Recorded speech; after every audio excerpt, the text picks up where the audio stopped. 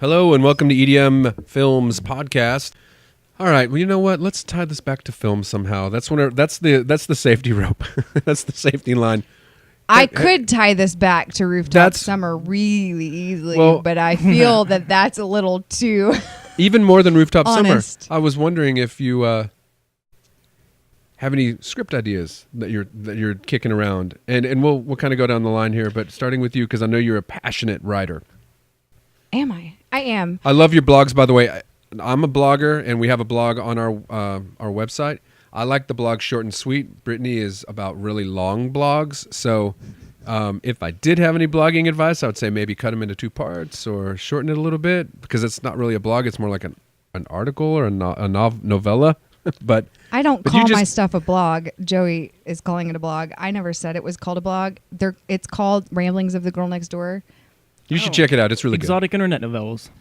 Cool. Something. Oh, sorry, not I don't even know what to say to that. Actually, I'm going to self-publicize here. You should go check them out. There's one about grieving. There's one about eating disorders. There's one about writing, being impeccable with your words. And these are all on LinkedIn, or is there another place that we can... No, it's all LinkedIn. Okay. So maybe we should start sharing them on the EDM Films Facebook page for those that don't have... Well, I will have to check the technology on that if you can click the link and see it publicly without having to be a member of LinkedIn because not as many people are. You can. Okay. Because right now, like I just did diagnostics on my last blog and it's like 73% Facebook, 12% LinkedIn or something. So most of the people reading them are actually from Facebook. Okay, very good. So we'll make her, we'll give you a link to her writing on the EDM Films Facebook page, which we encourage you to follow us on. Here. So script ideas. You know, I haven't written a script in a long time. My last script was kind of what I considered to be my swan song. It took a lot out of me, and it was my definitive story. Do I know of it? I mean, is it obvious? Saving Hampton Grace. Oh, okay. Okay. It has not been made into a film. As of yet, it hasn't been filmed, but it is a script, and that's my kind of end all be all. That was when I wrote it. It was my exit actually out of the industry, but here we are. So wait, I'm sorry. You wrote Saving Hampton Grace to get out of the industry. It was going to be your last. Yeah, it was. But you're so young. It was my swan song. Yeah, I guess I need to Google swan song. See how I said I learned something new. I just, that flew right by me. I was thinking, okay, here's swan song. Blah, blah, blah. But you really were going to get out of it? I was out. Yeah, that was it for me. I will hear of none of that. I will have none of that. And then we had a makeout scene. Yeah, and it brought me all sorts of back. It was all Jared. It's my fault. So that's the main characters is basically me, and the storyline is not based on reality at all, but the character is very much so the definition. It's how I would describe myself. She's a writer. She's very quiet and reserved and doesn't kind of feels like her words don't belong with the greats. So she puts them in the back of a journal that are hidden away, and she works she's a publisher's assistant in a publishing house, and so she kind of the whole slap in the face is that she spends her life making other people's dreams come true, and they're actually her dreams, but she's helping other people have those dreams. I like it. I like your description of that. And she, without going too far into it, it's the way I explain it is 50 Shades of Grey meets The Great Gatsby. It's very intellectually quick-witted. It's not a movie that someone can watch without thinking. You have to really listen to what's being said. Now, was this intended to be a film or a multi-part series? It's a feature. We've talked about this before. We have talked about this before. It's a feature film. It was discussed breaking it into a actual drama with episodes and carrying on seasons because there's a lot of Justin Armstrong, an amazing Dallas-Fort Worth actor. Check him out on Netflix. Ouija Experiment 2. He's been in several other things, all of which can be seen on Netflix. But he he and I were talking about it, and he's like, each character, there's so many lines and backstories you can tell with all these characters because they're so in depth and they've got all these crazy lives. And the bottom line is this guy meets a girl, and he teaches her. She's a cutter. She's a bondage. Teaches her lots of weird, crazy sex. She's a masochist. That's what I know from 50 Shades of Grey. She cuts herself, and it's her way of controlling her life. And this guy comes along and teaches her control through sex. So he teaches her to shift her control, cutting herself, to sexual acts. There's some really creative scenes. There's a painting. Well, I want to see this. And there's a silks, the silks that hang down from the ceiling, and girls do all these crazy tricks. There's a silk scene that's all right, sexual. fine, I'll be in your movie. But it's very the great thing about the movie is the wit. It's this very quick banter, and it's the two main characters, their relationship and the way that they communicate with each other is just, to me, I wrote it, I'm biased, it's so captivating. And it's not even, there's only 5 sex scenes. It's not a sex movie. I haven't had 5 sex scenes in my life in the last year. It's also a feature. Hey, by the way, why don't we go Facebook Live whenever Jared gets to his part here Okay. in a sec, or whenever I get to my part, whatever. But keep going. Okay, so anyway, that's, and there's for those of you in the industry that knew Jordana Calvi, Brie Calvi is how she was known to by friends, but Jordana in the industry, she was the producer on the film when we first started working on it, and we did all these photo shoots and with Justin Armstrong and VU photography and all these things, and she actually passed away December of 2014. That's how old this script is. And so there's an actual homage to Jordana in the movie. When she passed away, I actually wrote in her death as it was in real life into the script, because it was a turning point for the main character. So there's a lot of history there, and there's a lot of truth in the story. I think when you're writing, that it is best to pull from your personal experiences, because that way you can be more genuine with Right. it. Or like Jared was talking about, how your acting teacher told you that if there's something specific, and this was in the last episode, is something specific that you have never experienced, then you need to substitute something that is similar.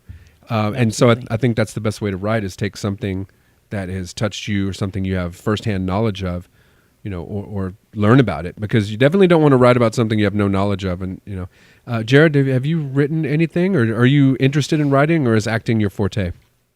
I'd say acting is my forte. I've started writing a couple things in the past, and then I just hit a block, because writing's not like my first thing. I find it interesting, and I'd love to be able to finish one, but I've had several ideas, and like my first one I ever tried to write was a short film about I tried to create all new like superpowers. Okay. But like in a very subtle way, not like Superman, bulletproof stuff. I think you and I have talked about this briefly before. Yeah. And I got about probably 10 pages into the screenplay, and well, long story short, I was going to go back and finish it, but my laptop broke, and I don't know how to get it off there. Technical issues. So it's on an old piece of hardware somewhere. But yeah, and it's really interesting to me, even not really as a writer, but just with like the last short film we did with Rooftop Summer, so many different ideas came up, because there wasn't dialogue for all of it. It seems to be our trend is when there's lack of dialogue, we improv and it works. Right. Sometimes it works. Sometimes it works, and yeah. we can make it. We can make it work. Yeah. And the way we make it work is by having organic, naturally flowing conversations that also we include a little bit of exposition, because that's necessary to drive the story, especially when you haven't written anything. The entire movie Slammed. It's really decent short for the amount of people that worked on it. Every line of dialogue was improv in that thing. So keep that in mind if you watch it and you're like, oh, this sucks, blah, blah, blah. Every single word was improv, and I thought it turned out pretty good. Yeah. So, it was definitely it was fun. But that's the reason that we support each other. I mean, everyone has their different skill set that is their, they have a primary, a secondary, and a tertiary. So if you have ideas, just bounce them around, and we'll get them on paper. We'll get them on a reliable computer, and we'll flesh them out. So that's why I send out emails, and I'm asking for, hey, do you have any ideas? I mean, I'm talking, send that stuff out. I know there's no matter how much we care about each other and trust each other and work together, I know there's that inkling of, I don't want anybody stealing my stuff. Well, I don't there's think gotta so be with there's I've lost that over the years. That's why I said I've talked about it before. That's why I'm with a group of people that I trust, and a bunch, professional, hardworking, ethical people that I trust. And you know what though? If for some reason an idea comes out that we discuss, and you take it and make it with someone else, and it makes you successful, then that was meant to be. But I feel that we're all going to support one another and work together and push each other and help make each other successful. At the very least, success is just what you make of it. But at the very least, we're going to make sure that everyone learns something and develops their skill set. Absolutely. So I'm not actually working on writing anything specific, but I do know that I would like to do maybe something Western, and maybe I've talked about this before, like a war thing. Western, but not necessarily a period piece. I really want to do. This is the Muhammad Ali episode. Basically, we opened up with talking about Muhammad Ali and his passing, and we're kind of tying it through to someone that you just mentioned in your Saving Hampton Grace, that there was a tribute to in that script. absolutely, yeah. So there was someone who passed away in that. So I guess if we were going to have a theme of passing away, did you hear about the 12-year-old barrel racer that was crushed by a horse in the last week or two? No. Okay. No. That, I kind of wanted to reach out to those parents, and I'm not going to because I'm no one special, but I was like, oh, I'd like to get their story and maybe talk to them, because my Western, so to speak, is not, like I said, not a period piece. It's more just about cowboys and cowgirls.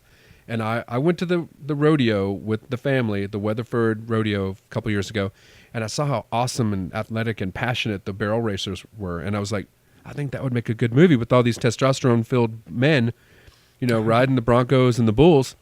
I mean, those girls are out there kicking ass on those horses, riding those barrels.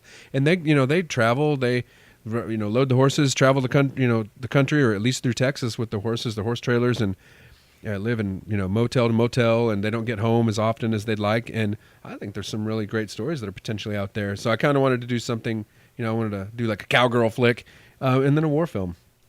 I actually have, hello. I actually have someone that barrel races, and she's quite good. Really? So that could be, if that's something you really wanted to do, that could be an option. I think we should use our network and leave no stone unturned. It doesn't mean we're going to do it, but I'd like to learn more about it. And fulfill my childhood dream of being an actor that plays a cowboy. Exactly. There you go. That's the light bulb went off in my head. I was like, oh, Jared wants to be a cowboy. I mean, we can make it work. And I could really see Matt being a soldier. But the thing is, I don't know, because we're in the modern era of desert warfare. But I don't really know, and urban warfare in these these Middle Eastern countries. Right. I don't really think I want to do that, though. I would probably want to go back and do something Vietnam. That's sort of where I'm most interested. But I don't know. We'll all put our heads together and figure out what's best and what makes the most sense. As long as I get to shoot a revolver, it'll be good. Well, all right. We've kind of run long. Hey, we're on Facebook Live. Sorry, it just went live on Facebook. That's what I was doing. Yeah. So we've kind of run a little bit long on this one, and that's fine. I like the fluid conversation. He'll cut out the boy part. Yeah, so it's all good. Again, we may do some editing, and every time I say we may do editing, it either is going to be it's either a sauce, it's funny, it's for comedy effect, or when I say, hey, I'm going to edit that, you never even hear that because it gets cut. But I would like to wrap up with this, saying how that mortality, we started with Muhammad Ali, but I would also like to bring up that we lost a good friend, Doug Benscoter, from Yes. $11. He passed away, and I don't know the story. Maybe you can shed a little bit of light on that. And as far as I know, it was sudden. I don't know if he had any conditions or illnesses, but he was the young age of 30, passed away suddenly recently, and he was the inspiration for the music in Slammed, and he introduced me to Brian Lambert of My Kick Drum Heart, and of course then Zach with his other project that he was involved in. All that music came together, And so he was such a big part of that, and he was always excited and wanted to do more and more and more. And plus, we worked with him on a couple of other projects when Brittany and I had first started working together back in the day. Yeah, he wow, losing him was a big shock. It was, I guess I got the news Wednesday of last week. So and the funeral was Friday. So In Weatherford, where I went to the rodeo tieback, by the way. I just out of respect to the family, I'm not going to release how he passed away. But it was very shocking and very sad. Fair enough. And he was the bass player for $11, which is a Denton grown band with, four other guys who are pretty amazing, and they're all very, very talented. And so, yes, rest in peace, Doug, and to your family. Love you, buddy. You're a good dude. We're did very, a lot very of, sorry. Did a lot of brainstorming and behind the scenes, communication together about potential projects that we could work on. And also, side note, kind of weird. It happened multiple times, and it may still happen multiple times. But all last week, when I was out and about, and I was 3 times for sure. I said, or like my daughter would ask me a question, or my wife would ask me a question. And it was about a price, like we're at the grocery store, and it was like $10.98 or whatever, blah blah blah. And I rounded up more. 3 times last week, I caught myself saying, "Oh, it's $11." Yeah. And I was like, after the second time, I was like, "Whoa, what? Wonder." I guess it was heightened awareness. It was in my Right. mind, and so anyway, I'm thinking about the family and the rest of the guys in the band. And rest in peace, Doug. You're a great dude. So, all right. Until next time, I'm Joey. So see you later. Brittany. How'd you?